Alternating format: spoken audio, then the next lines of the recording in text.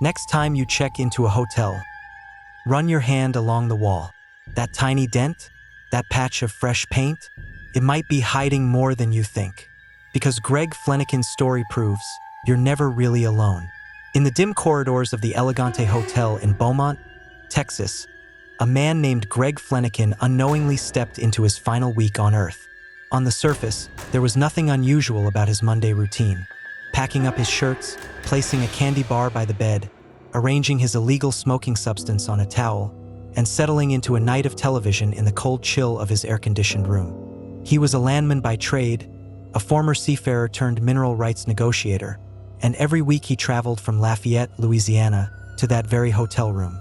But room 348 would soon become a puzzle box of death, one that not even trained investigators could decode for months. The last person to speak to Greg was most likely himself. Perhaps a muttered thought during Iron Man 2 or a cough that broke the silence of the room. When his wife, Susie Flanagan, didn't receive her usual morning call, she knew something was off. And when his co-workers found him face down on the carpet, illegal smoking substance still smoldering between two fingers, the shock of his death sent ripples through the lives of everyone who knew him. There were no signs of trauma, no broken furniture, no blood, just the still, gray body of a man who had simply fallen and died. At first glance, the assumption was simple and cold: natural causes. Greg was a heavy smoker, didn't eat well, never exercised, and didn't go to the doctor. Susie had warned him countless times. She told Detective Scott Apple that she feared this exact scenario. But the simplicity of that theory would begin to unravel when Dr. Tommy Brown, the local medical examiner, cut open Greg's body. What he found inside was not the anatomy of a man claimed by cholesterol or overworked arteries. It was carnage. Greg's heart was torn, his liver lacerated, and his torso a sea of internal bleeding. His ribs were broken, and his insides looked as though they had been trampled by a truck. But from the outside, he looked almost untouched. Detective Apple was stunned when the autopsy came back. Nothing in that hotel room explained how a man's organs could be crushed while leaving no corresponding external marks. There was no blood spatter, no object capable of such destruction. No one had heard a fight, no one saw a stranger enter the room, and Greg was not the type to make enemies. The local police were stumped, and eventually the investigation began to slow. A man had died in a hotel room, his body internally annihilated, and no one could say how. The theory of a beating seemed unlikely. The theory of a heart harm was officially ruled out. The case, to all appearances, was unsolvable, until Susie made a desperate phone call to a man named Ken Brennan. Ken wasn't your average detective. A former DEA agent from Long Island, Brennan had the look and swagger of a man straight out of a crime novel. He wore tight t-shirts to show off a gym-earned physique, thick gold chains, and he talked fast and thought faster. When Susie told him about Greg, he didn't hesitate. He flew out and jumped into the case, pressing past emotional boundaries, grilling Susie about secrets and affairs, hunting for anything that might explain her husband's bizarre death. But Susie was clean. Her heartbreak was real. She only wanted to understand what happened in that cursed room. Brennan met with Detective Apple and asked for everything. Every photo, every note, every report. Then he stood in that room, the same spot where Greg once lay dead, and began to see what no one else had. He studied the temperature. Greg, known for sleeping in ice-cold rooms, was found in one that was oppressively warm. That alone triggered a spark in Brennan's mind. When the hotel's maintenance log revealed a blown fuse the night Greg died, one that also cut power to neighboring rooms, Ken formed a new timeline.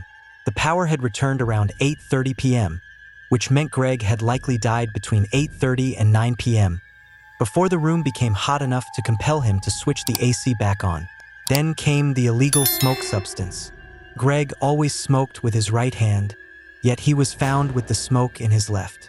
Brennan proposed a haunting theory.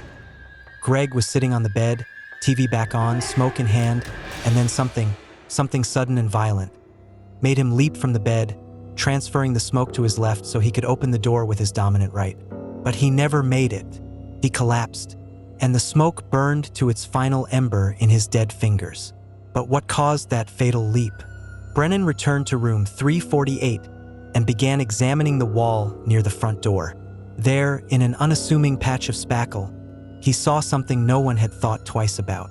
It didn't align with the door's path, meaning the patch wasn't caused by the doorknob. He and Apple then entered the room next door, room 349, and Brennan ran his hands along the wall until he found it. A small, unnatural plug wedged into a hole. He pushed. It gave way. A piece of toothpaste popped out of the wall. Behind it, a tunnel through which death had traveled.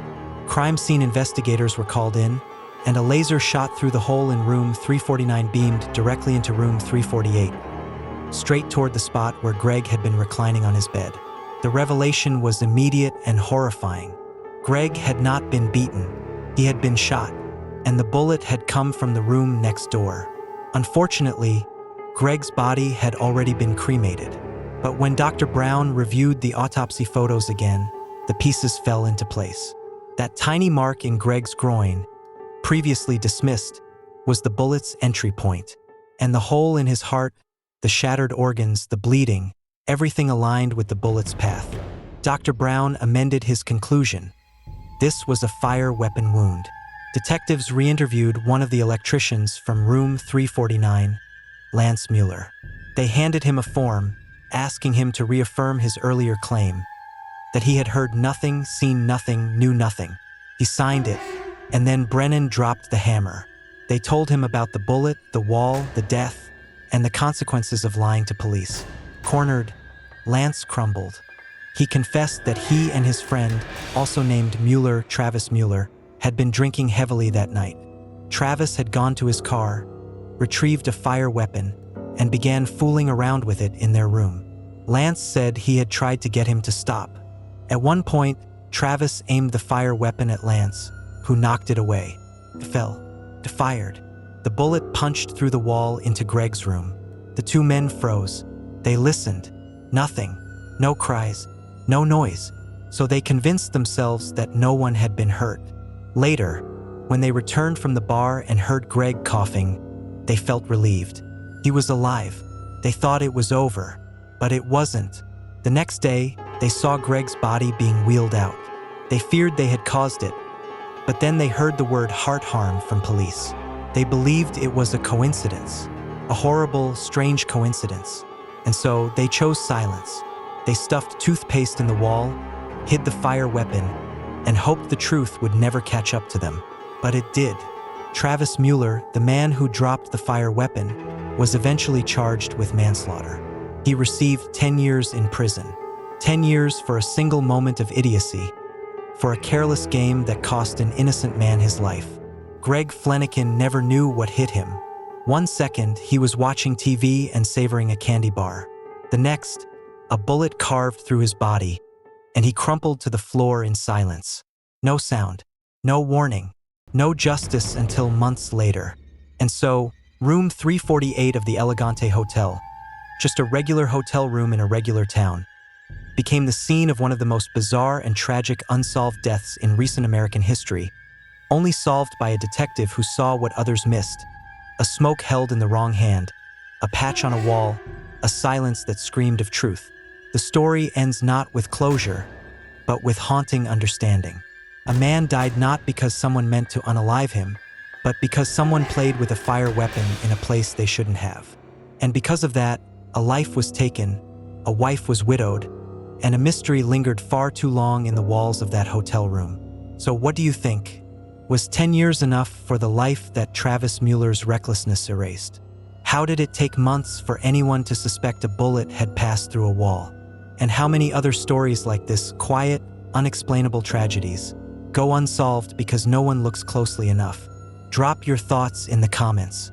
And if this story stunned you, subscribe, because sometimes the loudest crimes leave no sound at all.